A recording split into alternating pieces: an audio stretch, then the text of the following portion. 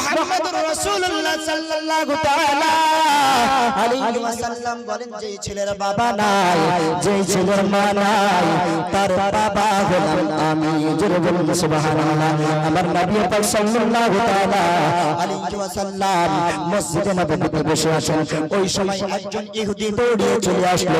ইহুদি দৌড়িয়ে আসার পরে বলছেন, ইয়া রাসূলুল্লাহ, ইয়া হাবিবাল্লাহ, আমি শুনেছি আপনি নবী, গরিবদের দুঃখী, গরিবদের দরদি নবী, উম্মতের দরদি নবী। আমি ইহুদি আপনার ধর্মে আসিনি, কিন্তু এক ইনসাফের জন্য এসেছি গো নবী।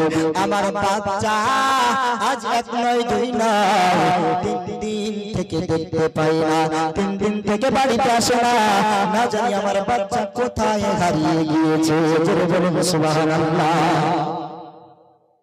একজন ইহুদি আমার নবীর দরবারে এসে বলেন, ইয়া রাসূলুল্লাহ, নবী গো, আমার বাচ্চাকে পাই না, 2 দিন 3 দিন ধরে যেন কোথায় হারিয়ে গিয়েছে।